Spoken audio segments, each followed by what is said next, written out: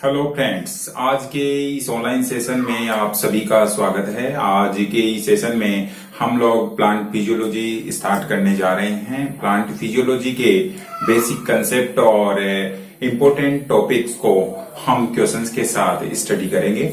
हमारी कोशिश ये रहेगी कि प्लांट फिजियोलॉजी जो 11th-12th कॉलेज के साथ साथ कॉम्पिटिटिव लेवल पर भी इस टाइप से इसको प्रिपेयर करवाया जाए, जिससे कि अधिक से अधिक लोगों को, अधिक से अधिक स्टूडेंट्स को इसका प्रॉफिट मिले। तो प्लांट फिजियोलॉजी कॉम्पिटिटिव लेवल पर भी बहुत मोस्ट इम्पोर्टेंट है और इसके क्वेश्चंस वेरियस कंपटीशन एग्जाम्स में आते रहते हैं। तो हम कोशिश कर रहे हैं कि क्वालिटी कंटेंट के साथ क्वालिटी एजुकेशन आप लोगों को दी जाए। आप लोगों का इसी प्रकार से अगर सपोर्ट मिलता रहा तो हम लोग इस सेशन को कंटिन्यू कर पाएंगे। तो अब हम देखते हैं बॉटनी की एक स्पेशल ब्रांच प्लांट फिजियोलॉजी। तो प्लांट फिजियोलॉजी आइए देखते हैं। प्लांट फिजियोलॉजी एक्चुअल में है क्या? प्लांट फिजियोलॉजी प्लांट एनिमल से 3 चीजों में डिफरेंस रखता है। पहला है फिजियोलॉजी में, मोस्टली 3 चीजों में फिजियोलॉजी को बोलते हैं कारिकी। तो सेकंड रखेगा टेक्सोनॉमी में और थर्ड रखेगा एम्ब्रियोलॉजी में। तो एनिमल के साथ प्लांट्स 3 चीजों में डिफरेंस रखता है, जो कि बॉटनी में हम अलग फिजियोलॉजी पढ़ते हैं और जूलॉजी में अलग फिजियोलॉजी, इसी प्रकार से टेक्सोनॉमी और एम्ब्रियोलॉजी भी। तो हम प्लांट फिजियोलॉजी को स्टार्ट कर रहे हैं। प्लांट फिजियोलॉजी को हिंदी में कहते हैं पादप कारिकी, या कारिकी को कहते हैं पादप शरीर क्रिया विज्ञान। शरीर की क्रियाओं को समझना, क्रिया यानी किस प्रकार से एक्टिविटीज होती हैं बॉडी में, वो सब हम देखते हैं कारिकी में, फिजियोलॉजी में। तो सबसे पहले हमारे को देखनी है डेफिनीशन। और डेफिनीशन क्या कहती है? वनस्पति विज्ञान की वह शाखा जिसमें पादपों से या पादपों की समस्त क्रियाओं का अध्ययन किया जाता है, वह है फिजियोलॉजी या कारिकी। तो वनस्पति विज्ञान की वह शाखा जिसमें पादपों की समस्त क्रियाओं का अध्ययन किया जाता है,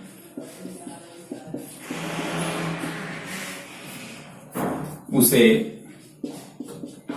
प्लांट फिजियोलॉजी कहते हैं। ये है प्लांट फिजियोलॉजी की डेफिनेशन। और इसी के साथ साथ यहां पर आपको ध्यान रखना है समस्त क्रियाएं। Father of plant physiology, father of plant physiology Stephen Hales. Stephen Hales को हम फादर ऑफ प्लांट फिजियोलॉजी कहते हैं और इसी प्रकार से father of Indian plant physiology कहते हैं सर J.C. बोस को। ये 3 बातें आपको फिजियोलॉजी से रिलेटेड ध्यान होनी चाहिए। Sir J.C. बोस जगदीश चंद्र बसु एक्चुअल में थे भौतिक शास्त्री, लेकिन काम किया प्लांट्स की लिविंगनेस पे। तो इन्हें बोला गया father of A Indian plant physiology. अब फिजियोलॉजी के बाद इसके कंसेप्ट देखते हैं। तो पहला कंसेप्ट फिजियोलॉजी में हम पढ़ रहे हैं प्लांट वाटर रिलेशन। आइए देखते हैं प्लांट वाटर रिलेशन। तो एक बार आप स्क्रीनशॉट लेना चाहें तो ले सकते हैं। अब हम इसी में एक टॉपिक स्टार्ट करने जा रहे हैं।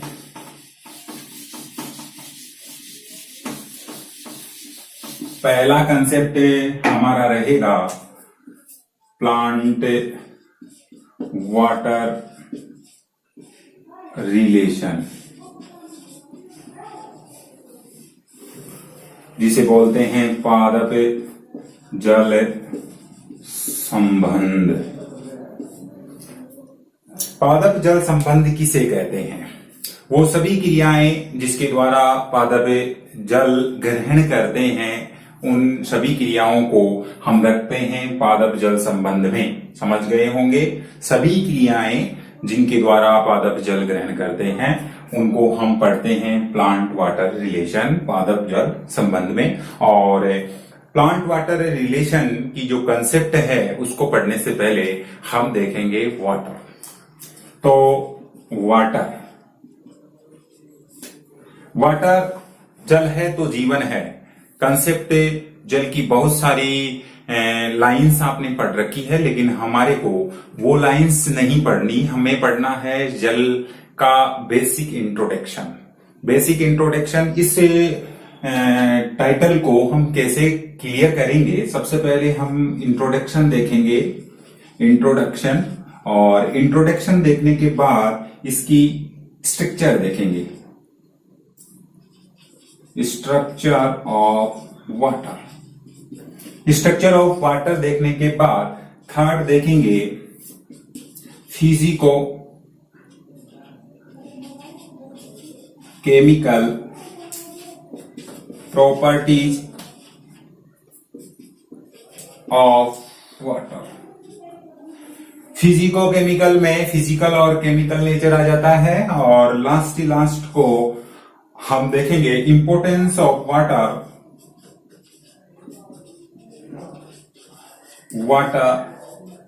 To plants.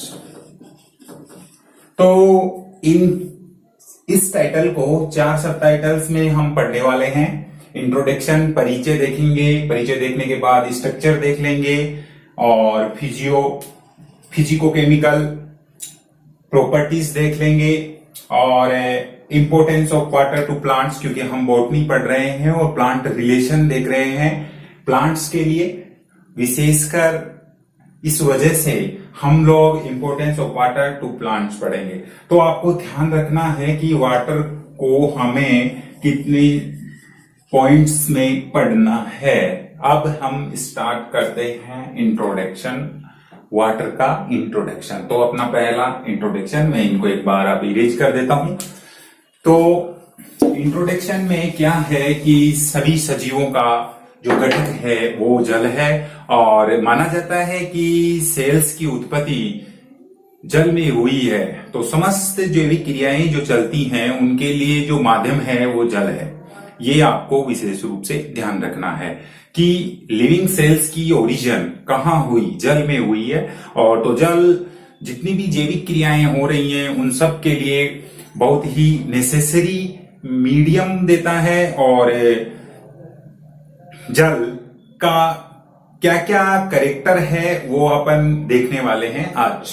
तो वाटर का इंट्रोडक्शन में सबसे पहले हम देखेंगे कि इसका पीएच कितना होता है, वो आपको ध्यान रखना है। 7 होता है, यानी कि इसका न्यूट्रल होता है पीएच। और इसी के साथ साथ यहां पर आपको ध्यान रखना है कि यह लिक्विड फॉर्म में अबंडेंट मात्रा में पाया जाता है। लिक्विड के साथ साथ यह कलरलेस होता है, कलरलेस के साथ टेस्टलेस भी होता है। तो ये 3 प्रॉपर्टीज आप वाटर की जानते हैं। तो क्वेश्चंस आता है वाटर का कलर होता है, हालांकि बहुत बेसिक लेवल का क्वेश्चंस है।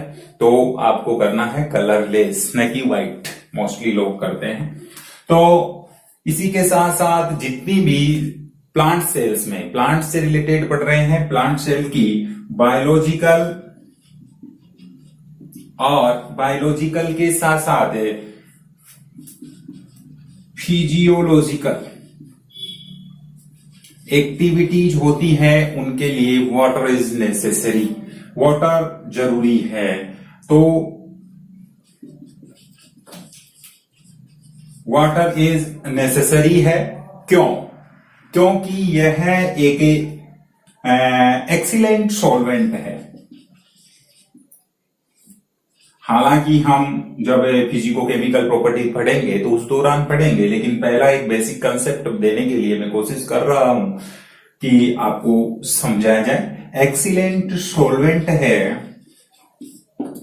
कंपेयर टू अदर सॉल्वेंट, बाकी सॉल्वेंट की कंपेयर में बहुत सारे केमिकल कंपोनेंट्स को इजीली डिजोल्व कर लेता है, तो इसे एक्सीलेंट सॉल्वेंट कहते हैं। और एक्सीलेंट सॉल्वेंट होने की वजह से बायोलॉजिकल सिस्टम में इसकी स्टडी करना, इसका इंपोर्टेंस बहुत ही ज्यादा हो जाता है। तो एक्सीलेंट सॉल्वेंट के साथ साथ यह क्या करता है, फिजियोलॉजिकल केमिकल रिएक्शंस को, जो बायोकेमिकल रिएक्शन कह सकते हैं हम उनको, तो बायोकेमिकल रिएक्शन में एंजाइम्स का हाइड्रेशन करता है, जलयोजन करता है, और एंजाइम्स का जलयोजन करने के कारण ENZYMES एंजाइम्स का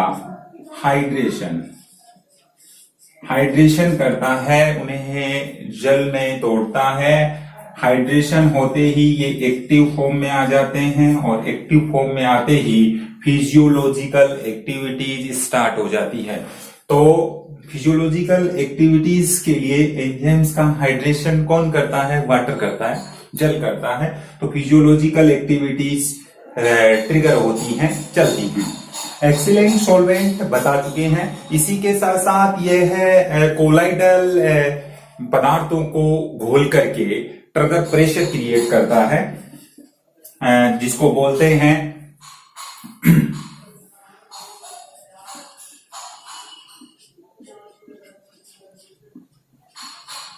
ट्रिगर प्रेशर क्रिएट करता है। इसी के साथ साथ ये क्या करता है, मोस्टली सेल्स में अगर टिश्यूज और सेल्स की बात करें तो 70 to 90% इसकी मात्रा पाई जाती है। तो अगर प्रोटोप्लाज्म की बात करें तो इसकी मात्रा एक सेल में उसके ड्राई वेट का कुल जो उसका बायोमास होता है उसका 90% होती है। सेल में सबसे सर्वाधिक मात्रा में जो एलिमेंट्स मिलता है, तत्व मिलता है, वो वाटर ही है और H और O है। तो 70 से 90% ही पाया जाता है। अगर एग्जांपल देखें तो जो वाटरमेलन है उसमें 92%, तरबूज में 92% क्या होता है, जल होता है। इसी के साथ साथ अगर हम देखें एक कॉर्न में मैच्योर कॉर्न है, मैच्योर कॉर्न, और उसमें मक्के के एक पादप में एक दिन में लगभग वह 3 लीटर वाटर को क्या करता है, एब्जॉर्ब करता है। 3 लीटर वाटर को एब्जॉर्ब करता है। इसी के साथ साथ अगर अपन मस्टर्ड देखें, मस्टर्ड प्लांट 5 घंटे में अपने ड्राई वेट का तो जितना वाटर एब्जॉर्ब कर जाता है, वाटर एब्जॉर्ब करता है कितना अपने शुष्क भार जितना 5 घंटे में। तो इस प्रकार से ओवरऑल कंक्लूजन निकल सकता है कि वाटर जो है लिविंग सेल के लिए या प्लांट सेल के लिए ग्रोथ और डेवलपमेंट को रेगुलेट करने वाला एक मेन कंपोनेंट्स है। तो जल की महत्ता बहुत ज्यादा है प्लांट के लिए, लिविंग सेल्स के लिए। तो इस चीज को हमारे को ध्यान रखना है। यहाँ पर जो मोस्ट इंपोर्टेंट क्वेश्चन से जनरेट होता है वो ये है कि क्वेश्चन देखते हैं एक जितना अपन ने किया है। तो सबसे पहला क्या रहेगा, पीएच। पीएच से रिलेटेड क्वेश्चंस है। अगर यदि 1 लीटर जल में NaCl या नमक की एक बूंद 1 चम्मच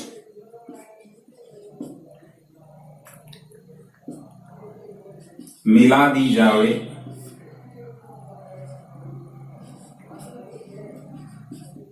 तो जल में आवेश या चार्ज होगा ए पॉजिटिव, बी नेगेटिव और सी न्यूट्रल और D none of the above. तो जैसे ही 1 चम्मच नमक मिलाएंगे, नमक मिलाने से N और Na+ और Cl- दोनों ही टूटेंगे, बराबर मात्रा में टूटेंगे। तो प्लस और माइनस जो चार्जेज है वो इक्वल होगा। तो क्या होगा, ना तो पॉजिटिव बनेगा ना नेगेटिव बनेगा, बनेगा क्या, न्यूट्रल। एक्चुअल में चार्ज पर कोई प्रभाव नहीं पड़ेगा। बहुत बार क्वेश्चंस पूछा जाता है, तो आपको ध्यान रखना है। तो हमने देखा कि किस प्रकार से वाटर की अपनी महत्ता होती है, वाटर की अपनी इंपॉर्टेंस होती है। ये हुआ इंट्रोडक्शन। अब हम लोग देख रहे हैं स्ट्रक्चर ऑफ वाटर। तो सेकंड पॉइंट है अपना स्ट्रक्चर ऑफ वाटर, जल की संरचना। जल की संरचना में जल का जो रासायनिक फॉर्मूला होता है, केमिकल फॉर्मूला, वो होता है H2O। इसका मीन्स है कि वाटर का एक मॉलिक्यूल हाइड्रोजन के 2 एटम से और ऑक्सीजन के 1 एटम से मिलकर बना होता है। 1 एटम किसका, ऑक्सीजन का। तो किस प्रकार से इसकी संरचना होती है वो हम देखते हैं। मान लीजिए ये ऑक्सीजन का 1 एटम है और इसके साथ जुड़े हुए हैं 2 ऑक्सीजन के एटम। तो दोनों ऑक्सीजन जो है O H और H दोनों जो हैं कोवेलेंट बॉन्ड से जुड़े होते हैं। और यहां का बॉन्ड हाइड्रोजन बॉन्ड है, तो कोवेलेंट बॉन्ड।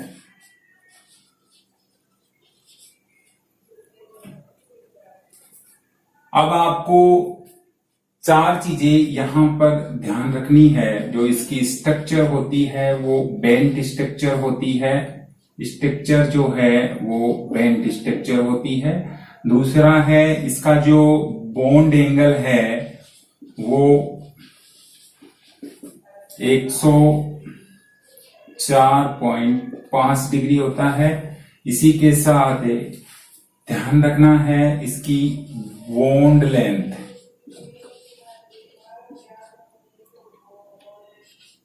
95.5 pm होती है। और इसी के साथ नो नेट चार्ज। अब इन 4 पॉइंट्स को हम डिटेल से देखते हैं। सबसे पहले हम देखेंगे कि इसकी स्ट्रक्चर लीनियर क्यों नहीं हो सकती। लीनियर का मतलब एक सिध में हाइड्रोजन एटम्स क्यों नहीं हो सकते। तो यहां पर एक्चुअल में होता क्या है कि वैलेंस इलेक्ट्रॉन बन जाते हैं। वैलेंस इलेक्ट्रॉन जिन्हें हम लोन पेयर कहते हैं वो बन जाते हैं। और वैलेंस इलेक्ट्रॉन बनने की वजह से दोनों के बीच होता है रिपल्शन। इन दोनों के बीच रिपल्शन चलता है, रिपल्शन, और रिपल्शन को बोलते हैं प्रतिकर्षण।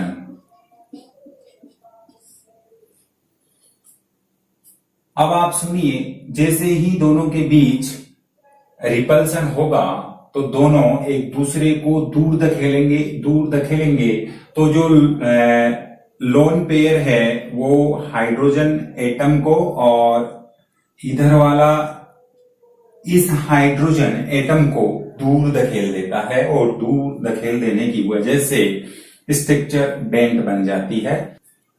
इस बात को हम इस प्रकार से कह सकते हैं कि लोन पेयर का रिपल्शन बॉन्ड पेयर से ज्यादा होता है। अगर ये यहां पर होता और इससे ज्यादा ये होता तो ये लीनियर फॉर्म में आ जाता, लेकिन बॉन्ड पे जो लोन पेयर है उसका रिपल्शन बॉन्ड पेयर से ज्यादा हो गया, इस वजह से स्ट्रक्चर बेंट हो गई। तो ये क्लियर हुआ। अब बॉन्ड एंगल जो बनता है दोनों के बीच वो बनता है 104.5 डिग्री। ये आपको ध्यान रखना है। बॉन्ड लेंथ यानी कि कितनी लंबाई का होता है बॉन्ड लेंथ, वो होता है 95.5 पिकोमीटर। पिकोमीटर बोलते हैं, पिकोमीटर। ये आपको एक बात ये ध्यान रखनी है। अब नो नेट चार्ज, कोई चार्ज नहीं होता है इसे स्ट्रक्चर में। क्यों? क्योंकि ये जो लोन पेयर है वो इलेक्ट्रोनेगेटिवली चार्ज होते हैं। तो यहां पर आपको एक बात ध्यान रखनी है कि ऑक्सीजन जो एटम है वो हाई इलेक्ट्रोनेगेटिव होता है as compare to hydrogen atoms. तो हाइड्रोजन एटम्स जो कोवेलेंट बॉन्ड या हाइड्रोजन बॉन्ड जो बना हुआ है उसके एटम्स को, उसके इलेक्ट्रॉन्स को अपनी ओर अट्रैक्ट करता है, आकर्षित करता है। तो अपनी ओर आकर्षित करने के कारण यहां पर जो ऑक्सीजन पे है वो पार्शियली चार्ज आ जाता है नेगेटिवली, और दूसरी तरफ जो हाइड्रोजन एटम्स हैं उनकी तरफ चार्ज आ जाएगा पार्शियली पॉजिटिव। तो इस प्रकार से हालांकि चार्ज बन जाते हैं एंड्स पे, तो एंड्स पे चार्ज बढ़ जाने के कारण पोलर मॉलिक्यूल बन जाएगा। लेकिन होगा क्या कि इधर वाला और इधर वाले दोनों चार्ज इक्वल होते हैं, तो जो वाटर मॉलिक्यूल है उस पर जो चार्ज होता है वो नो नेट चार्ज माना जाता है। तो इस प्रकार से हमने अभी तक देख लिया है जनरल इंट्रोडक्शन और स्ट्रक्चर ऑफ वाटर। तो वाटर की स्ट्रक्चर में आपको ये सभी चीजें ध्यान रखनी है।